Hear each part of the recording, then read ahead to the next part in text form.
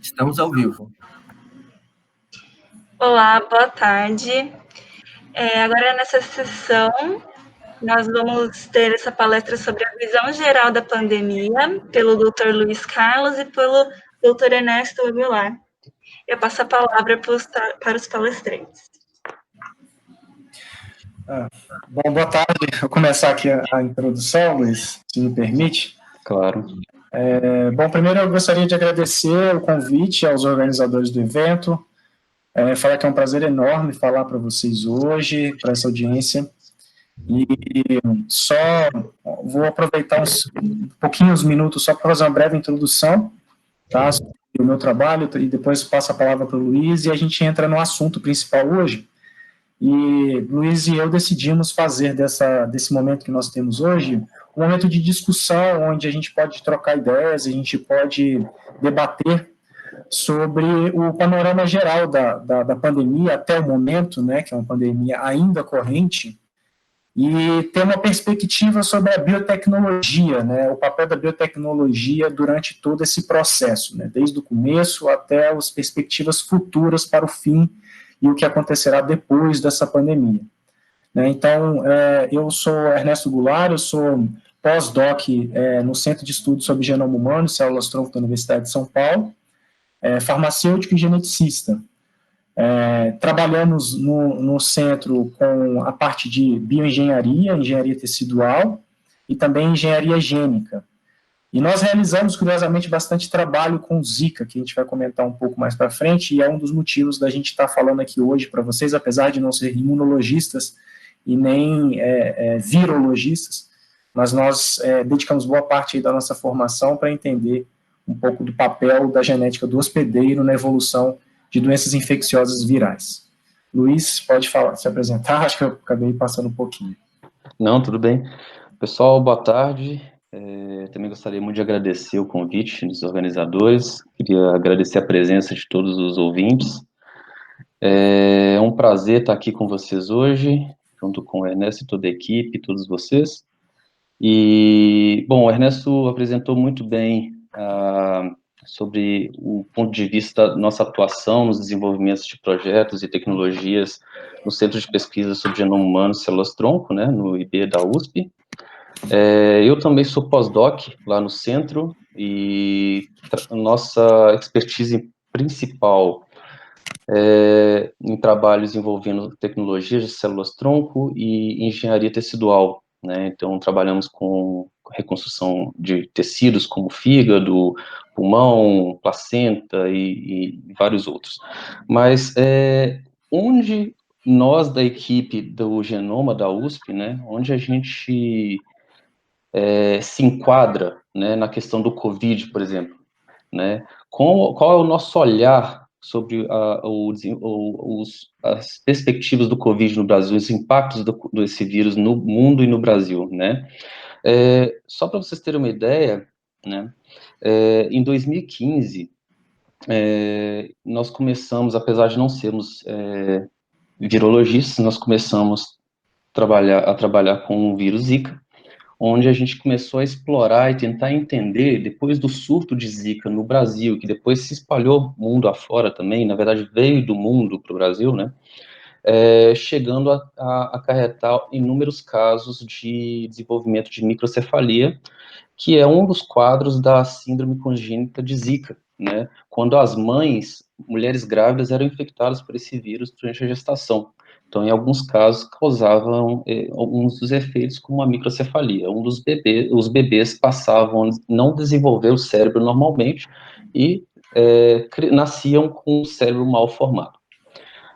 Em alguns casos, nós ficamos sabendo, né, de pares de gêmeos dizigóticos, né, que são bebês não idênticos e discordantes, ou seja, pares de gêmeos onde apenas um dos bebês apresentava um quadro de microcefalia.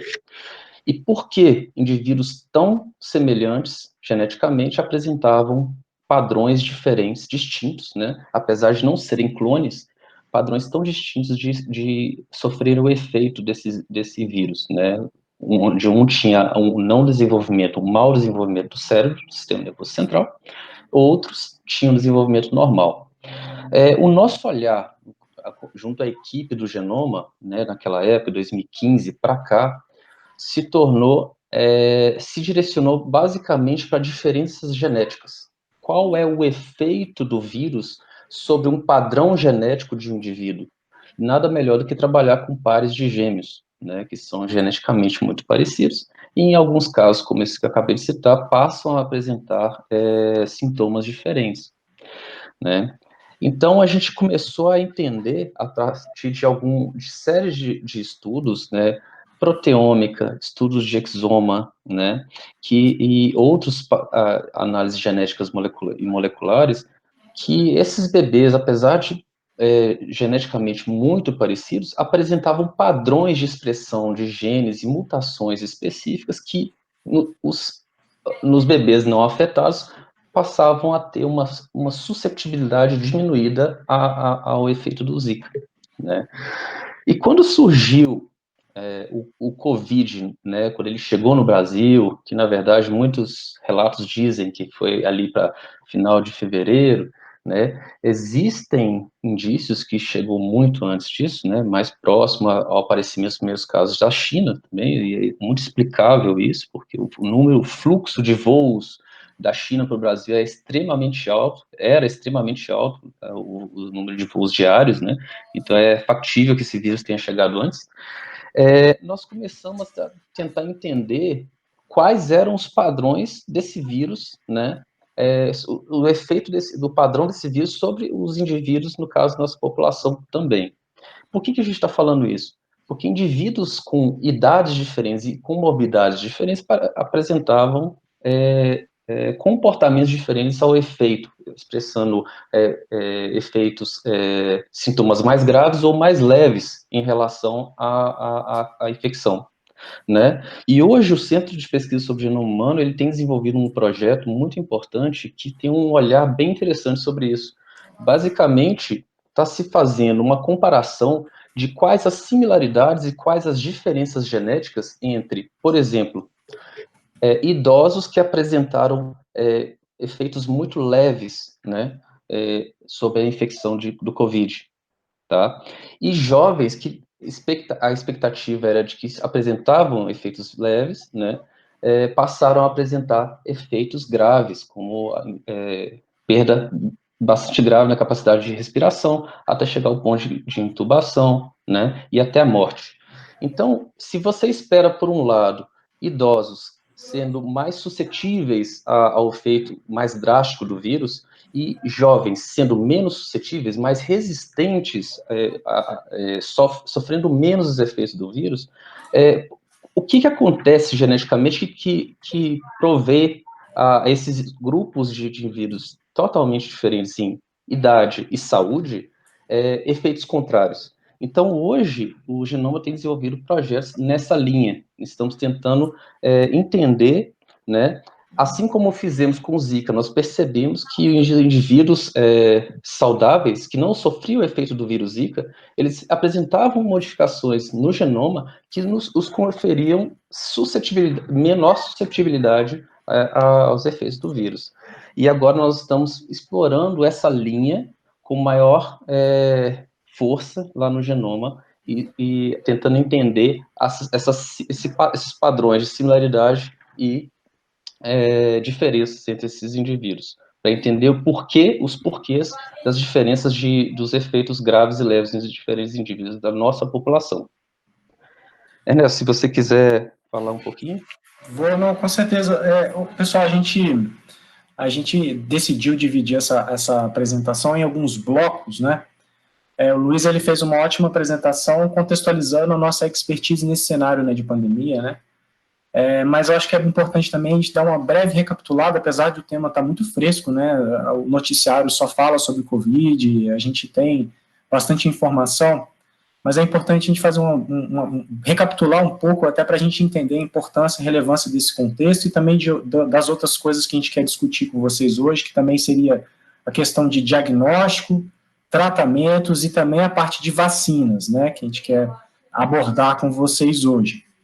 A Covid, né, causada por esse vírus, né, o SARS-CoV-2, que foi primeiramente identificado em Wuhan, na China, e rapidamente, no final do ano passado, e rapidamente se espalhou pelo mundo, começando pela Europa, e da Europa chegou até o Brasil, né? Hoje, pelos últimos dados levantados, a gente tem hoje no Brasil, desde início de março, né, final de fevereiro, como o Luiz falou, que quando foi a introdução inicial, as introduções, né, que parece que foram mais de uma, do vírus no território brasileiro, hoje a gente já tem aproximadamente 154 mil mortes, né, e com a previsão aí de esse número poder chegar até quase perto de 200, 180, 200 mil mortes até o final do ano. E isso é um dado muito alarmante, né, muito preocupante, muito triste também, né, todas essas vidas perdidas. E a ciência, ela tenta, né, acompanhar e gerar respostas, né, porque é um vírus novo, não se conhecia, né, o mais próximo desse vírus era o SARS-CoV, né, original, aí no começo aí dos anos 2000, que é um vírus muito mais agressivo e que matou uma taxa de letalidade muito alta. Depois teve o MERS e assim sucessivamente, e pela primeira vez agora esse vírus chega, né, se espalha, né, globalmente e chega no nosso território, né. E aí o que acontece, né, pessoal? Em tempos de pandemia, a academia ela tenta gerar respostas rápidas, né, e para gerar respostas rápidas, muitas vezes também a gente tem que confiar num peer review, né, num processo de análise de dados mais rápido, né, um processo para gerar o debate e gerar a contestação de ideias e propostas da forma mais rápida possível, e isso às vezes gera muita confusão, muita desinformação. Então, muitas das coisas que a gente está descobrindo com o coronavírus agora ainda está sendo debatido, né? Então, a gente descobre uma coisa, começa a debater e etc. Mas o que a gente sabe até o momento, e a gente tem mostrado isso até com os dados de mortalidade, é que a gente está aprendendo a lidar com o coronavírus e tratar o coronavírus agora. A gente está começando a aprender isso, né? Então, criou-se muitas expectativas com muitos medicamentos. Muitos desses medicamentos, inclusive agora recentemente com um estudo da Organização Mundial da Saúde, com um trial gigante com várias pessoas, a gente observou que a maioria desses medicamentos promissores, eles não têm uma resposta eficaz, mas a gente descobriu, por exemplo, que tratamentos como, por exemplo, o anticoagulante e também dexametasona, que são medicamentos muito simples, baratos e acessíveis, você consegue uma melhora no tratamento de muitos pacientes hospitalizados. Mas uma coisa que chama muita atenção para a gente, principalmente nós geneticistas, e aí fazendo o link com o que o Luiz falou, é justamente o perfil de susceptibilidade da doença, né, a quem são as pessoas mais suscetíveis, né, e os dados mostram que, além de idosos, né, que têm um sistema imunológico próprio, né, que é essa senescência imunológica, que tem um perfil de resposta inflamatória aguda mais grave, mais severa do que em indivíduos mais jovens, isso tem sido muito estudado recentemente, e também de pessoas com comorbidades associadas, como doença cardíaca e diabetes, e com isso diversos estudos já foram colocados na discussão, para estudar por que, por exemplo, a obesidade gera um perfil inflamatório mais agudo em pacientes com Covid, e da mesma forma com que diabetes também faz isso, inclusive com contribuições de estudos brasileiros para isso. Mesmo dentro dos grupos de risco, existe uma variabilidade de resposta. Então, não é porque o paciente é idoso, ou obeso, ou diabético, que a chance dele desenvolver uma forma grave da doença é 100%.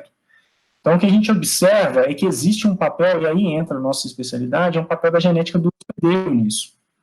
Né? Então, existem variantes gênicas de susceptibilidade, existem variantes gênicas de proteção.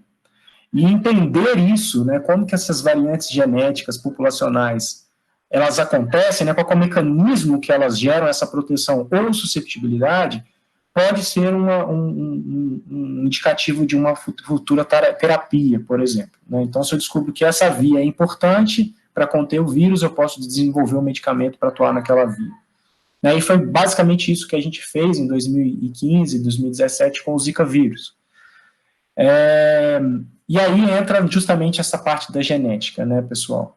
E aí, com todas essas informações, desinformações, né, essa parte de tratamento foi a que teve um maior envolvimento, né, político e de desinformação bastante forte, né?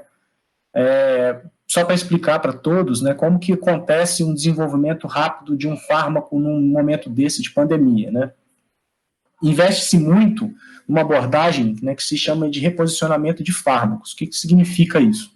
você testa fármacos já aprovados para outras doenças, onde você sabe que aquele fármaco ele é seguro, você conhece a dose, você sabe como é que ele é eliminado, e você testa se ele tem algum efeito sobre aquela doença, sobre aquela infecção, ou aquele agente infeccioso. E isso foi feito no mundo inteiro, e você tem plataformas hoje que você consegue testar 20 mil compostos numa vez só, né? E quer dizer que você testando em células, aquele efeito que você observou na replicação viral, ele vai acontecer quando você administrar aquele medicamento no paciente? Não. Essa é a verdade nua e crua, né? Então você tem que testar, encontrar candidatos, e aí você iniciar um estudo clínico, um estudo clínico randomizado, duplo cego, para você garantir que aqueles dados que você está observando são realmente fidedignos, né? Então, diversos medicamentos, aí, por exemplo, um dos últimos, né, que teve uma grande expectativa era o Redensivir, né, um inibidor de protease viral, e que você tinha uma expectativa muito grande, que agora foi mostrada que um efeito não é tão quanto esperado, né. Por outro lado, medicamentos anti-inflamatórios, como dexametasona, né, um anti-inflamatório clássico, né, esteroide, tem um efeito muito bom em conter o que a gente chama de síndrome inflamatória aguda, né, que é essa tempestade de citocinas que acomete aí o trato respiratório desses pacientes e inicia um processo patológico muito severo. Isso é observação empírica, né, então são os médicos tentando, com o arsenal que nós temos hoje, né, disponível para a gente conseguir alguma resposta, e a gente tem melhorado bastante a resposta farmacológica, né, o tratamento que é oferecido aos pacientes, mas estamos muito longe ainda da perfeição, né, e fazendo justamente essa ponte que eu queria rapidamente introduzir o próximo tópico da nossa discussão, e depois eu passo a palavra novamente para o Luiz, que é justamente a parte agora mais importante nesse momento, eu acho também. Todas são importantes, mas essa talvez seja uma das mais, que é a parte de diagnóstico, né. Hoje a gente não tem um tratamento eficaz, 100% eficaz para a Covid, e a expectativa é que nos próximos meses também, muito provavelmente, não temos. Temos esperanças como, por exemplo, soro convalescente, anticorpos monoclonais, mas isso tudo está em teste, isso vai demorar alguns meses ainda, se bobear alguns semestres ainda para você ter uma resposta definitiva. O diagnóstico é aquilo que a gente sabe que é a principal arma no combate à Covid. Se você quer atacar uma pandemia corrente, você tem que diagnosticar a sua população, você tem que fazer testagens em massa, em larga escala e rápido. Né? E quando o coronavírus, né, chegou no Brasil e atingiu o mundo, a gente tinha basicamente duas grandes armas para isso, né, que é o PCR, né, que é o ensaio mais padrão ouro, né, para isso. Só que é uma tecnologia, a gente tem que sempre imaginar que é a demanda, né? É uma tecnologia que tem os mesmos insumos, poucos fabricantes, então imagina o mundo inteiro precisando fazer esse tipo de teste. Então imagina a confusão que isso gera e que gerou, né? E você tinha os ensaios sorológicos, né, que é a detecção de anticorpo, né? Eu acho que todo mundo aqui talvez já tenha entendido, né, que a detecção de anticorpo, como você detecta IgM, você tem um indicativo que você pode estar virêmico, né, e o IgG, que é muito provavelmente você não está mais virêmico, você já teve a doença, não quer dizer que você tem agora, né? Então, isso para explicar para a população, isso é um trabalho complicado, para explicar também para os órgãos, né, de gestão política e sanitária da crise, isso é muito importante. Mas o nosso centro, por exemplo, ele tem também contribuído para o desenvolvimento de tecnologias próprias e paralelas que podem ajudar a essa questão de diagnóstico. Ninguém hoje no mundo tem uma política de diagnóstico 100% impecável, tá? Porque é muito difícil. O correto seria testar as pessoas quase que periodicamente, todo dia, a cada 2, 3 dias, porque muitos dos pacientes, né, que são chamados de super spreaders, né, que são super disseminadores, são assintomáticos. Então, você testar uma pessoa quando ela apresenta os sintomas, não quer dizer que você está combatendo a dispersão da pandemia, porque tem muita gente assintomática. O nosso centro tem desenvolvido uma tecnologia de diagnóstico que é através de um PCR isotérmico, né, chamado de LAMP. O PCR, eu não sei se vocês estão familiarizados, mas você tem que fazer ciclos de aumento e diminuição de temperatura. Essa tecnologia nossa, que tem sido desenvolvida, coordenada pela professora Maria Rita e também pelo pesquisador Luciano Brito, usa uma tecnologia em que você usa uma mesma temperatura para fazer todas as suas amplificações, uma detecção rápida e toda realizada com insumos nacionais. Isso é muito bom. Para testagem em larga escala é muito bom, né? Porque você não depende de ficar importando reagentes. Então, isso é um pilar, que eu diria, né, do combate à pandemia, que a gente ainda não faz perfeito, nenhum lugar do mundo faz. Alguns fazem melhores do que outros, né? Mas é muito difícil, é uma logística muito difícil, mas que, sem dúvida, necessita de um investimento maior dos governos e também de um comprometimento dos governos, né, com políticas sanitárias como essa. E agora eu vou passar a palavra para o Luiz, se quiser ter alguns comentários sobre esses dois tópicos, né, que eu discuti aqui, né, que é o panorama geral, né, da pandemia e também a parte de diagnósticos, e aí a gente pode, diagnóstico e tratamento, mas aí a gente pode talvez, né, Luiz, introduzir agora a parte de vacinação, que é o tratamento definitivo para a gente conseguir vencer essa pandemia, né? Sim, obrigado, Ernesto. Só dando uma complementada, né, que eu acho que é bem importante, né, o Ernesto passou de uma forma bem clara as informações sobre o PCR e sobre o teste rápido também que faz a identificação de GG e GM, né? A gente tem conversado bastante o quanto que erroneamente tem sido aplicado esses testes, né? Quando a gente fala na ciência que a gente desenvolve algo muito rápido, a gente tem que necessariamente desconfiar. Isso é muito importante. Na ciência nada é rápido, e quem fala que faz rápido provavelmente está cometendo um erro. Né? Isso é importante para todos nós que estamos aqui escutando e levar isso para casa, né? Pensar bem. Hoje em dia, hoje, outubro, né, fim de outubro, meio, final de outubro, muitos serviços já estão sendo reativados, né, dentre eles, por exemplo, aplicações médicas, cirurgias que antes eram consideradas não necessárias para, né, e não as eletivas foram canceladas e deram prioridade a abrir espaço para os pacientes que chegariam no hospital para atendimento pelos efeitos do Covid, certo? Então, inativaram-se os serviços de cirurgias eletivas e agora está acontecendo uma reabertura. Né? Muitos hospitais e clínicas têm começado a aplicar o uso desses inúmeros kits, né, de detecção rápida, e muitos deles têm utilizado técnicas, né, de identificação de IgG e IgM. Né? Já estão saindo também no mercado alguns kits que mostram a presença barra ausência de vírus, mas o que acontece? Quando a gente pensa em IgM e IgG, como o Ernesto bem disse, né, o IgM ele prediz uma possível ainda viremia, né, no caso do Covid. Então, se você vai para o hospital, se você tem um IgM, perdão, positivo, né, quer dizer que você entrou em contato recentemente com o vírus. Isso não bate o martelo que você está necessariamente com o vírus. O IgM, o IgG já mostra que você foi contaminado. Então, muitas vezes o paciente entra no hospital para uma cirurgia eletiva ou um procedimento simples ou não complexo também, com uma informação errada, né? Ele passa através dos portões do hospital, talvez carregando o vírus, né? E muitos desses kits têm dado resultados falsos, né? Porque ainda não são tão eficientes como deveriam ser. Inclusive, esses kits estão sendo utilizados para caracterizar, né, imunologicamente ou caracterizar o estado atual do perfil da população em relação à presença e ausência do vírus. Isso também causa consequência na geração de políticas públicas de saúde. Né? Isso é importante a gente entender que quando a gente erra na avaliação, erra na qualificação e quantificação, a gente gera mais gasto errado de dinheiro. Erro na estratégia de manutenção e cuidados e estratégias públicas de contenção do vírus, né? Decisões importantes políticas, né? Municipais, estaduais, nacionais, né? Então, isso é bem importante a gente considerar, né? Como, partindo um pouquinho, depois eu vou passar de novo a palavra para o Ernesto, o, com o avanço, né, muitas pessoas vêm conversar com a gente, falar, olha, como é que está a questão das vacinas, como é que estão realmente dezembro, como é que vai ser?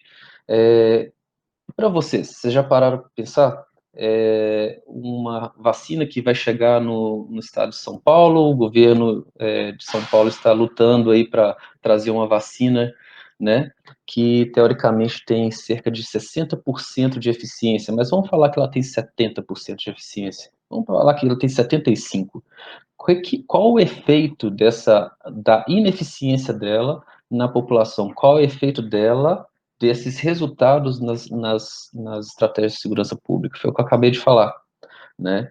Então, a gente, como eu disse lá no início, quando a gente faz algo na ciência que sai muito rápido, provavelmente temos que dar uma parada, respirada e tentar identificar um pouquinho melhor qual é o panorama geral.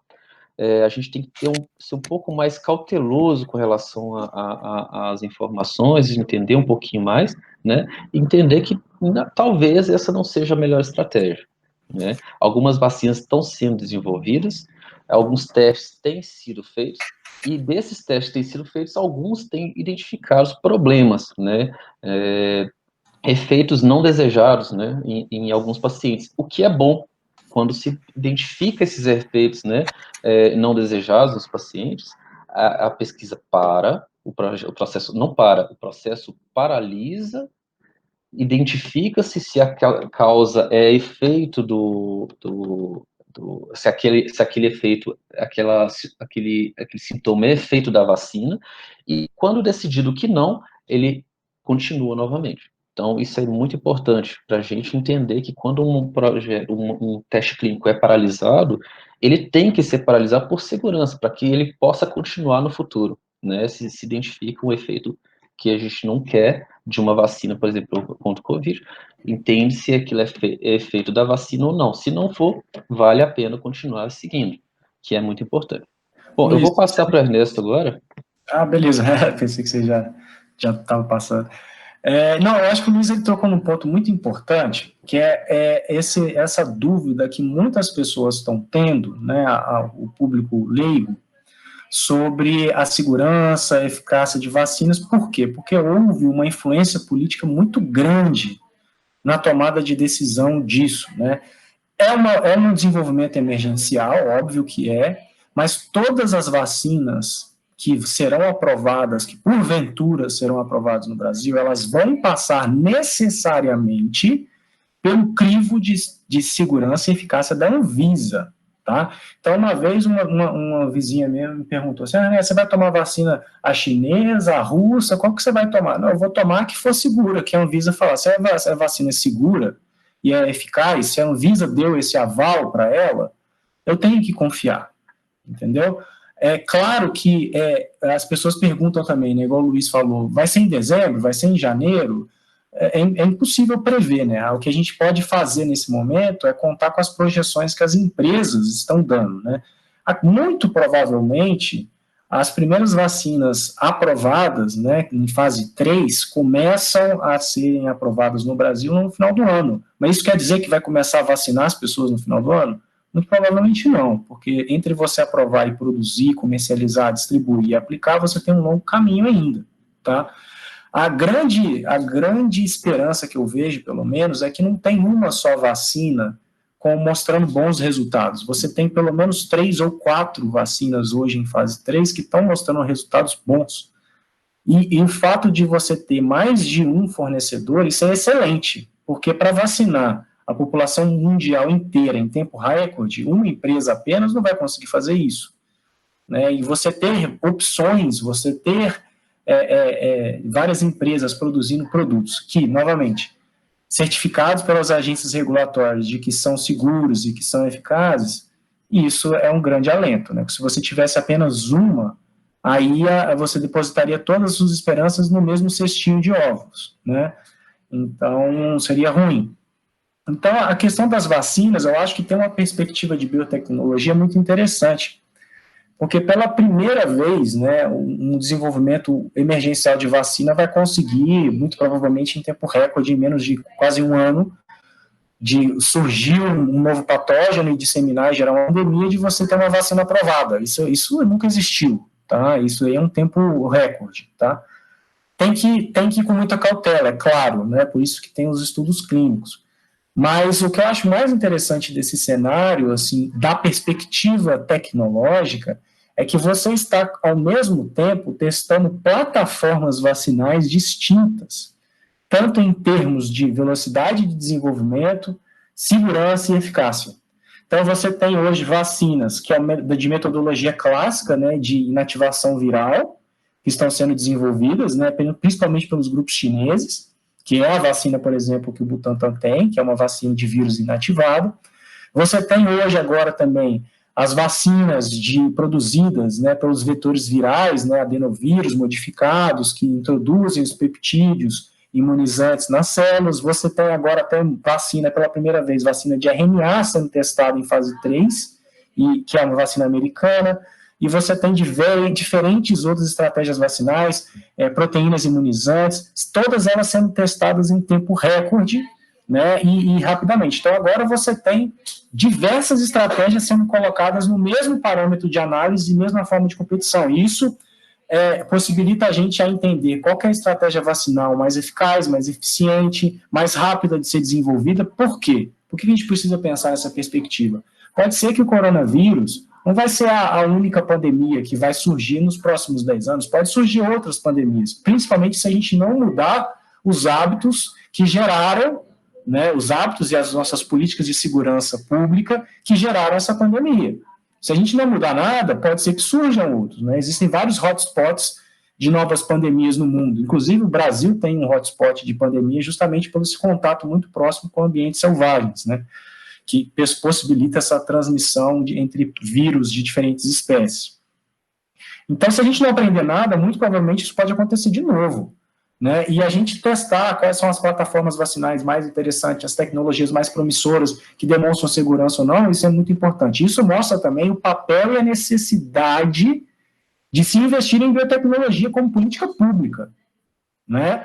Se a gente não tivesse o Butantan, se a gente não tivesse a Fiocruz, o Brasil não ia ter um laboratório privado para produzir isso, né? Ainda bem que a gente tem a Fiocruz, a gente tem o Butantan, justamente para conseguir fazer parcerias internacionais, né, com respaldo científico, respaldo técnico, e infraestrutura de qualidade, né, financiada com recursos públicos, para conseguir, se aprovada, né, as vacinas, produzir em território nacional para atender a nossa própria população, e além mais, e digo mais, a ser distribuído gratuitamente pelo SUS. Tá? O que não é comum, não é a mesma coisa, por exemplo, né, nos Estados Unidos, por exemplo, que não tem um serviço universal de saúde pública, né? Então, isso novamente valoriza os investimentos públicos em ciência, em biotecnologia, em educação, porque não adianta nada você ter infraestrutura se você não forma pesquisadores capazes de coordenar estudos como esse, né, e gerenciar infraestruturas e desenvolvimento próprio. Eu falei de vários trabalhos, empresas estrangeiras, mas também existem grupos de pesquisa brasileiros, né, como, por exemplo, o professor Jorge Calil, Ricardo Gazinelli, que estão desenvolvendo vacinas próprias, vacinas brasileiras, né, para tentar também gerar patentes próprias e, quem sabe, uma comercialização em um estudo clínico 100% nacional. Né? Então, isso só mostra o papel e a força da ciência brasileira. Né? Isso na perspectiva também da biotecnologia.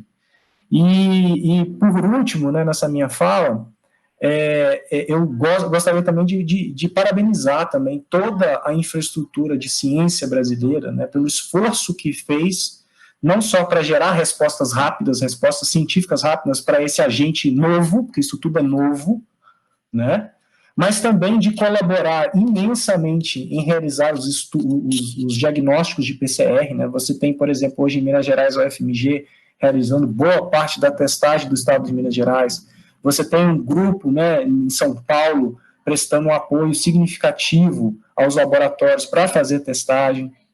Isso tudo a custos de alunos de pós-graduação, alunos de iniciação científica, que se disponibilizaram, aceitaram o risco, mesmo muitas vezes mal remunerados, mesmo não sendo pagos por isso, e aceitaram o risco de fazer a testagem como um chamado, né, como um chamado, uma missão, e isso valoriza muito o papel de todas as universidades, né? Eu citei alguns exemplos, mas são todas as universidades. A USP tem um papel muito importante nisso, muito forte nisso. Nosso grupo tem feito bastante isso.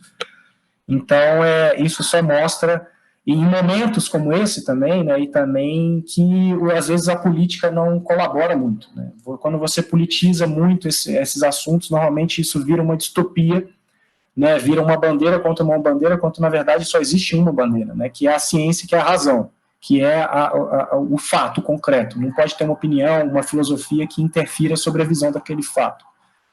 E, infelizmente, hoje, né, em meio a essa pandemia também, a gente tem um ataque, né, à FAPESP, às grandes instituições de apoio ao Estado de São Paulo, justamente tentando diminuir os recursos, sequestrar recursos de cofres das universidades, das instituições de pesquisa, em um momento como esse.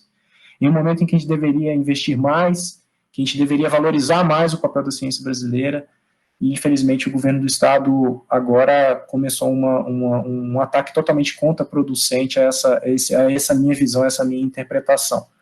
Sorte que boa parte disso já foi voltado atrás, né, num projeto de lei que o governo voltou atrás, mas nós temos hoje em eminência de ser votado um outro projeto de lei em que você vai sequestrar aí quase 30% dos recursos que seriam investidos na FAPESP.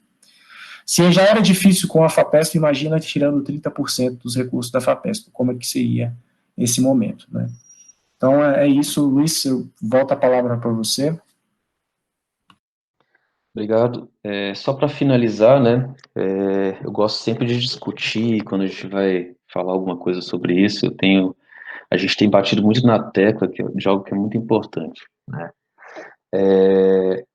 É a primeira vez, pode ser que eu esteja enganado, mas eu acho que não, mas eu acho que é a primeira vez na história desse país e que o, o agente pesquisador, o cientista, né, seja ele de qualquer área, ele passou a ser visto de forma diferente pela sociedade e pelo governo, né? Até certo ponto, até certo ponto. Poucos meses atrás, o pesquisador ele era invisível, ele não servia para nada além, estou exagerando, é lógico, mas além de contribuir com os gastos públicos, né, vamos dizer assim, porque não se via o que o cientista, o que o pesquisador, depende de qual área, fazia com tanta força como se vê hoje, né? De repente chega um vírus da China, com a possibilidade de matar cada um de nós ou não, e, e, e quem seria o responsável por resolver esses problemas? O pesquisador, independente da área, até porque a gente sabe que pesquisadores de diferentes áreas têm gerado tecnologias para um mesmo foco, qualquer área.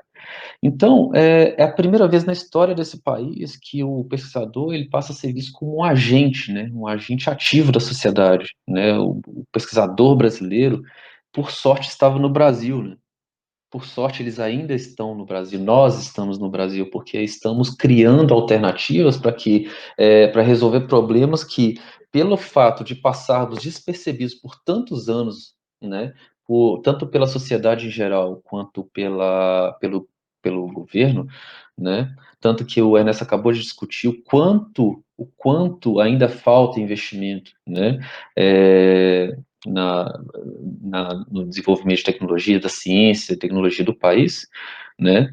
Mas isso ainda traz com a gente, né, um certo peso, né? O brasileiro, por sorte, ainda estava no Brasil, né? Nós conseguimos desenvolver testes rápidos que pudessem pelo menos auxiliar a mensurar, não que eles sejam tão eficientes quanto um PCR, por exemplo, né? A gente começou a imprimir com impressoras em 3D respiradores que o próprio governo brasileiro não conseguia comprar ou comprava errado, com equipamentos que funcionavam para outros fins, gastando enormes fundos brasileiros com compra de algo que não servia.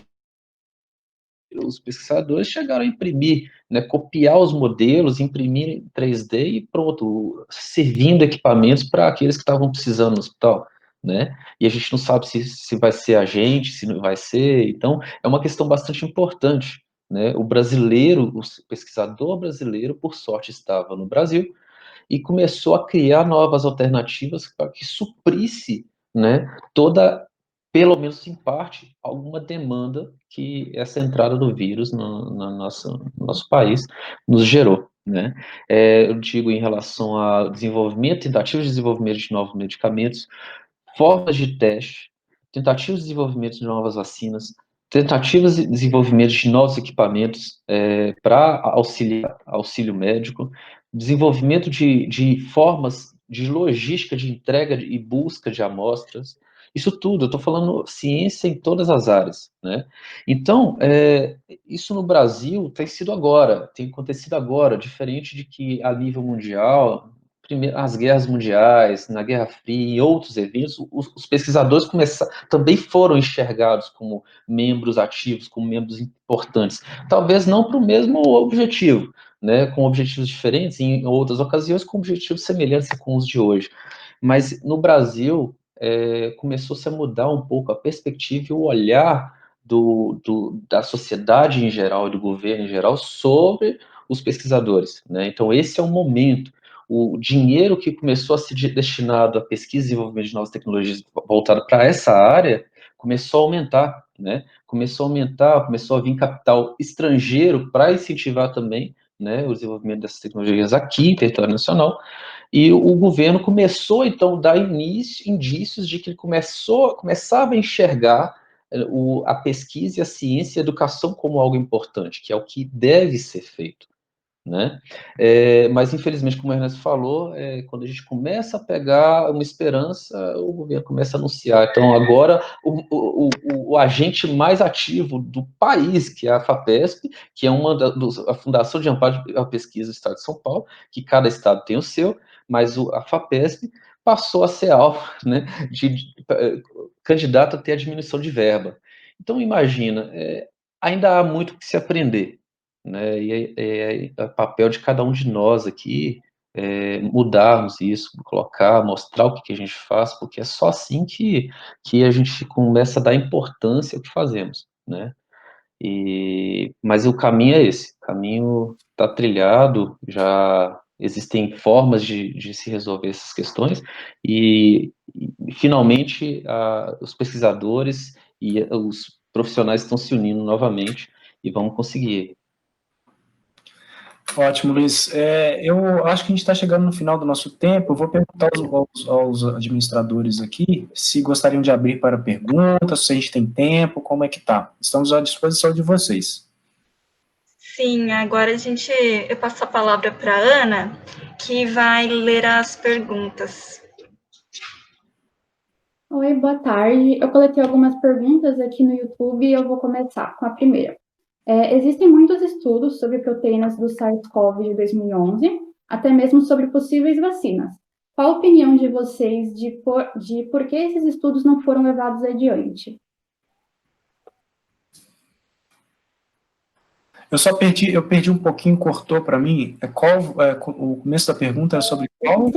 Existem muitos estudos sobre proteínas do SARS-CoV de 2011. Ah, sim, tá. Não, certo. Na verdade, o que acontece?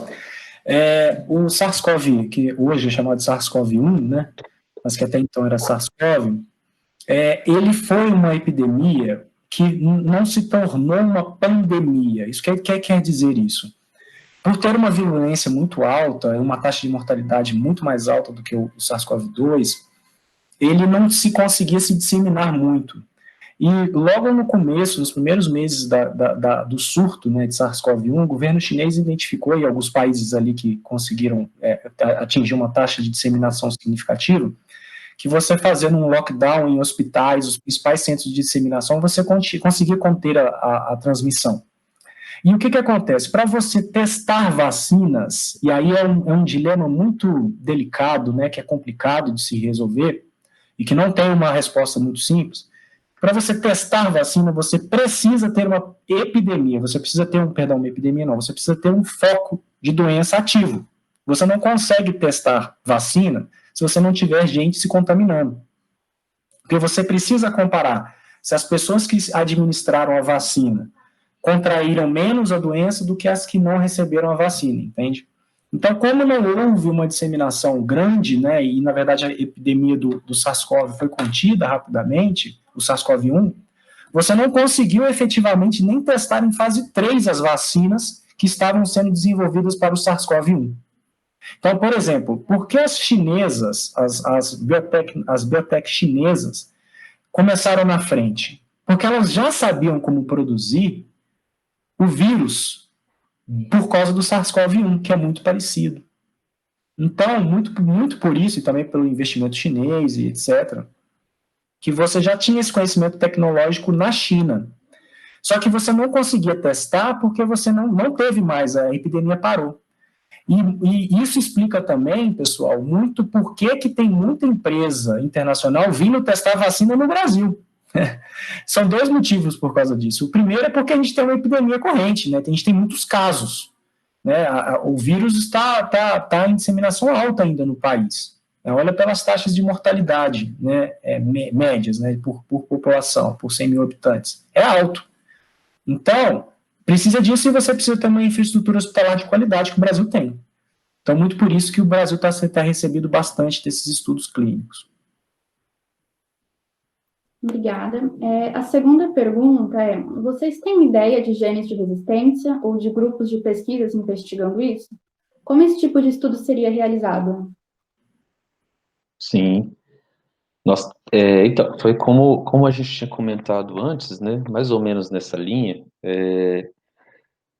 O que acontece? Quando a gente compara, é justamente quando a gente compara indivíduos semelhantes, né? Por exemplo, quando a gente vai olhar se a gente tem a expectativa de que idosos com diabetes, hipertensão e outras comorbidades sofram mais efeitos, né, durante a infecção do vírus, do Covid, por exemplo, comparando com um jovem saudável, né, se a expectativa é que um grupo seja mais suscetível, um grupo que seja mais sensível, apresente sintomas mais graves, e o outro menos sensível, ou apresente sintomas mais leves, quando a gente começa a apresentar o contrário dentro desses grupos, ou seja, idosos, né, que não apresentam sintomas graves, né, passam pelo vírus com sintomas quase despercebidos, e jovens que até esportistas, atletas, né, que mortos, né, pelo vírus, que vai contra a expectativa. Quando você compara o genoma desses indivíduos de mesmo grupo e grupos diferentes, a gente consegue ter indícios de possíveis sinais, marcadores, né, mutações que podem conferir uma resistência ou suscetibilidade a uma doença, por exemplo, ao efeito de um patógeno como esse, por exemplo.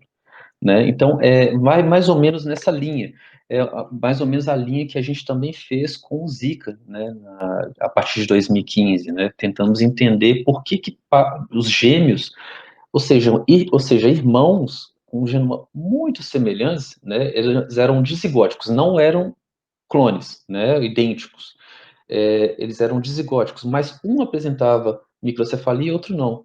Mas o que tem de diferente, né? Então, quando você vai com uma lupa, né, quando você avalia mais perto, você consegue enxergar possíveis modificações genéticas que podem ser a chave, né? A chave da resposta para susceptibilidade ou resistência a uma doença, né? Às vezes é uma troca de base, e aí isso já gera um efeito, assim, um simples não efeito do vírus, por exemplo, ou um patógeno, ou algum acontecimento específico celular, um efeito celular, por essa mutação. Então, isso é basicamente, né, uma forma mais simplória de se descrever como se faria esses estudos, né. E estudos de associação genômica também têm sido feitos, né, no mundo, inclusive um grupo liderado ali por pesquisadores da Rockefeller tem trabalhado bastante, identificado losses, né, regiões gênicas que estão associadas a uma susceptibilidade ou resistência ao vírus. Tem vários grupos no mundo, o nosso grupo também tem, como o Luiz falou, né, a gente tem trabalhado com isso também, com esses casos, né, bem discrepantes, né, do que a gente tem observado pelos dados epidemiológicos. Obrigada. A próxima é, o que acontecerá com os diagnósticos sorológicos quando tivermos uma vacina? Como diferenciar o que é anticorpo induzido pela imunização e induzido pela infecção? Não, excelente. Bom, na verdade, o que acontece é o seguinte, quando você se vacinar, né, você vai ter uma conversão sorológica, você, provavelmente, se a vacina for eficaz, você vai começar a ter anticorpos IgG sendo produzidos, né? Então, nesse ponto, quando você for realizar um teste rápido, a não ser que a proteína que esteja ali presente naquele teste não seja a mesma proteína que foi utilizada na sua geração de resposta imune, né, não foi a proteína que gerou sua imunização, você pode ou não detectar aquele anticorpo naquele teste rápido. Se for o mesmo alvo, né, a mesma proteína que gerou sua imunização, vai dar que você tem anticorpo. Não se sabe se é porque você teve ou porque você foi imunizado. Mas eu não acho nem que esse é o grande preocupante. Tá? Eu vejo, por exemplo, inclusive foi noticiado há um tempo atrás, né, que o presidente Donald Trump, né, que foi contaminado pelo vírus, né, recebeu um coquetel experimental de anticorpos monoclonais. Anticorpos monoclonais têm tempo de meia-vida de 30 dias. Tá? Então, eles ficam no seu sangue aí, por bastante tempo. E aí foi diagnosticado que ele já estava imunizado. Isso não é verdade, porque ele tem anticorpos ainda residuais do coquetel. Tá? Então, quer dizer que ele está imunizado? Não, depois que passar os anticorpos, né, caiu a imunização dele, ele pode ou não continuar tendo anticorpos próprios. Se ele gerou uma resposta própria, ele vai continuar tendo um IgG próprio, tá? Mas pode ser que ele não tenha gerado uma resposta imune, né? O que é difícil. A maioria dos casos gera-se resposta imune, né? Mas a gente está descobrindo ainda. Obrigada. A próxima. Essa tecnologia de PCR melhorada tem chances de ser utilizada? Falta o que para isso? O governo? Tem chance de ser, a técnica que você, né, comentou, né, Ernesto? Essa técnica já está sendo finalizada no genoma, no Centro de Pesquisa sobre o Genoma Humano. Já foram feitos testes e está sendo feito um refinamento dessa técnica para que ele seja aplicado à população em geral, né? Logo ele já vai estar disponível, tá? E sim, então a curto prazo ele já vai estar aí pronto para ser utilizado. Ele é uma técnica que pode ser vantajosa, é vantajosa experimentalmente, é vantajosa economicamente, né? E em relação à velocidade também. Então, faz sentido utilizar e para curto prazo, né? Já estamos no final, os organizadores dessa pesquisa já estão na finalização do desenvolvimento da tecnologia, e é uma tecnologia feita em casa, né? Então, com isso, o valor acaba sendo muito mais vantajoso em relação ao que tem sido encontrado aí no mercado. Obrigada. A próxima fala: como o vírus sofre mutações, é possível que mesmo após a vacinação as pessoas continuem sendo infectadas pela nova versão mutada do vírus, sendo necessário campanhas de vacinações anuais? Olha, essa é uma excelente pergunta e que eu confesso que ninguém tem uma resposta definitiva para ela, tá? Como eu comentei, isso tudo é muito novo, tá? O que a gente sabe é que a taxa de mutação do vírus durante agora esses últimos meses de pandemia, né, quase aí fechando um ano, não é muito alta, tá? Então, muito provavelmente, mas isso é muito provavelmente que não quer dizer que é certeza, tá? Que as vacinas elas vão ter um efeito duradouro. Não quer dizer que o nível de imunização de cada paciente permaneça alto por muito tempo e não requeira uma nova dose, tá? Então, tem duas coisas aí diferentes. Você precisar de uma nova imunização daquele mesmo antígeno para aquele mesmo vírus, que não tem uma mutação significativa, porque sua imunização cai. E a outra é porque o vírus se modifica e você tem que fazer como por exemplo o vírus da gripe, né, que gera mutações e você tem que fazer uma nova vacina todo ano. Essa última opção eu acho pouco provável, mas é um pouco provável que a gente só vai descobrir depois de alguns meses, ou se bobear alguns anos. Tá? Então, essa é a verdade dessa questão. Bom, acho que a gente precisa já encerrar.